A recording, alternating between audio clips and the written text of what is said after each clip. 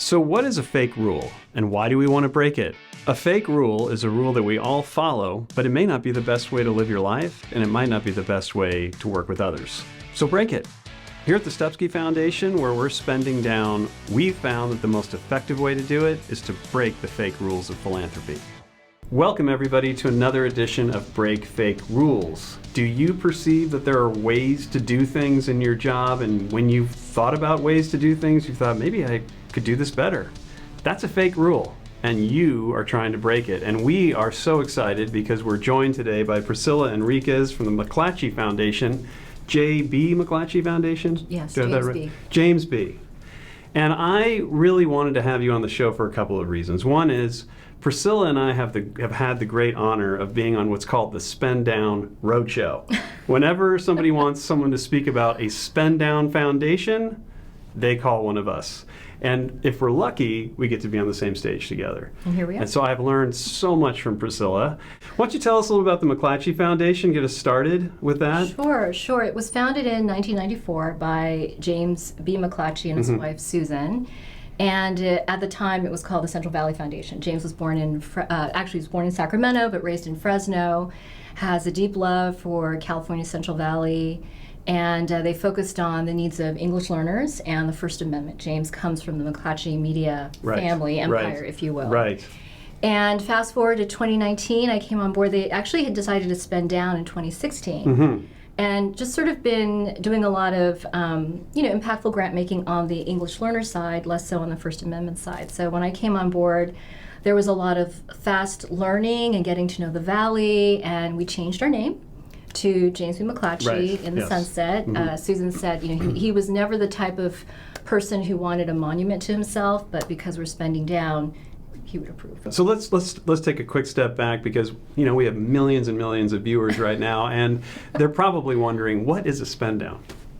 What is a spend down? Well, a spend down. And you don't even call it a spend down. No, we call You are anti-spend down. Well, yeah, we're calling it a sunrise. Sunrise. Because very nice. The Central Valley has lacked philanthropic investment for decades, and we see this opportunity to really leverage greater investment from philanthropy. And that's why we call it a sunrise. Mm-hmm. And, I think in philanthropy writ large, when you think of a sunsetting foundation or spend down, people don't see that as a great opportunity to make change. They think of it, you're just going to spend all the assets, which is true. Mm-hmm. But for us, because of the lack of investment, we really want to leverage and be strategic with our spend down. And so that's why we're calling it a sunrise. So it feels really hopeful. And creating a new day for investment in the Central Valley. Well, I'm such a follower that I'm probably going to keep saying spend down. So I'm sorry if I do that to you. Okay. You can correct me. So my view, when I think about foundation rules, the number one fake rule is perpetuity. It's the number one fake rule. Like, such a fake rule that when someone creates a foundation and then makes their singular donation to it, or becomes the single donor to it, which is what makes it a private foundation, they don't even ask themselves, or their tax advisor, who usually sets these things up, doesn't say, do you want to make this a foundation that lives forever? They just assume that they want to. Right. So what happened at the McClatchys? They must have just been off.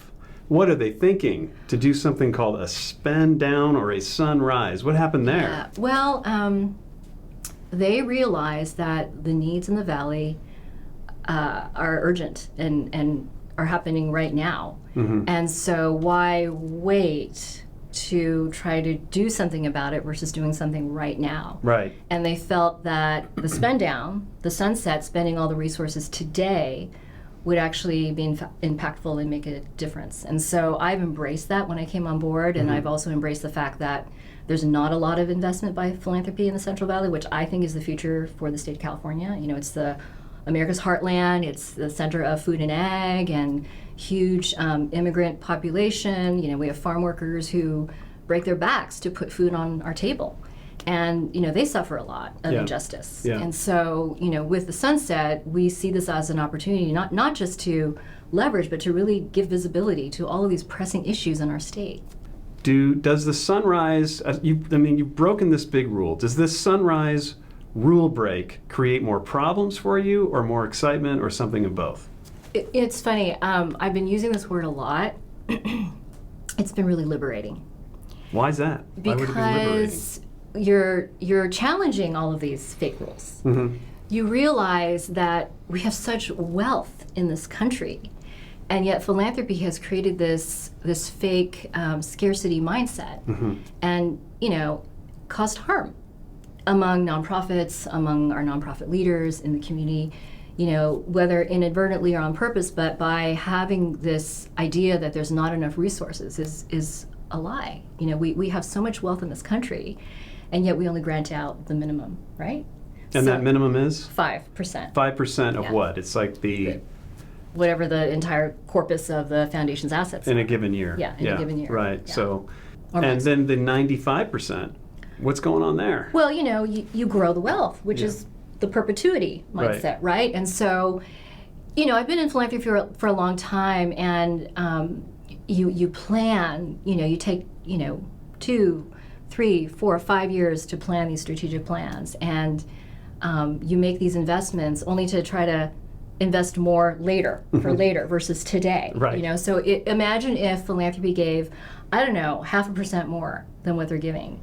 What could happen? What could happen? Yeah. Yeah, And I'm just agree. saying 0.5%.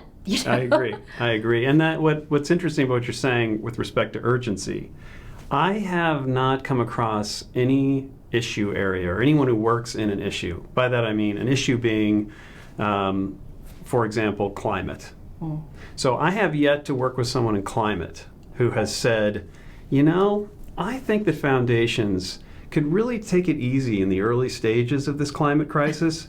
They should focus for problems down the road. Right. That's where the real work is. So let's not do as much now. Let's keep it at 5% because later we're going to need them. And they're right. We will need them because we're not doing, in my view, enough now. So, problems are going to get worse if you don't invest today. I think we're stuck in our own infrastructure that we've created, and we've bought into it. And if we were just to take a pause and just think about that for a moment, what could you do more today to mitigate the problems down the road? I mean, we could solve a lot right now. And so let's talk about that. You're in the Central Valley. Yep. Is it a fake rule to not invest in the Central Valley? That's a really good question. Like why haven't people come to the Yes, of Central course I'm Valley? gonna say yes, You've it's made a fake rule. well, I mean, you've made a hell of a case here in just a matter of seconds. Yeah. You said, look, this is the breadbasket. This is where people are, working their asses off. They're not getting anything, and on and on and on. And you've said something quite, I'd say, quite innovative, if not controversial. This is the future of California, Yeah. Central Valley. So what's the fake rule that prevents us from going there? Right. What folks don't realize, when philanthropy invests where they live, they create a strong leadership and nonprofit infrastructure. When you don't invest in that in other places, that infrastructure is incredibly weak. And that's what you see in the Central Valley. You don't see a strong nonprofit infrastructure. You don't see that many local leaders who need development, or they just need to be lifted up. They have the assets there already. But they need their own infrastructure and their own ecosystem to thrive. And that's what philanthropy can do, is to help create that ecosystem. So let's review here. The first major rule you've broken is we're not going to do this thing in perpetuity. Correct. We're going out as quickly as we can. Yeah. And that's always a debatable point within our spend sunrise world. And the next one is, look, geographically, we're going to focus on an area that people don't see and don't focus on. We're going to raise the volume. We're going to go there. So a couple trends, a couple practices, you're breaking them. What's a third one? Operational grants, multi-year grant making, funding salaries. Let's fund salaries. Let's pay people. Yeah. Let's lift people up. Yeah. Whenever we're in a conversation about the deprivation that's created by foundations, and deprivation in this case meaning we deprive communities of capital we have available, the question that always comes up for me, and what we tend to use here at Stepsky as our guiding mantra, is it more important for us to hold on to this money or to give it over to the frontline organizations that are actually doing it? But by and large, it's a hard argument to make that we should be holding on to it, the foundation, and not a frontline community. I would agree. And what does that mean to the communities you work with if the foundation is moving this much more aggressively your foundation in particular? Well, I mean, they can act.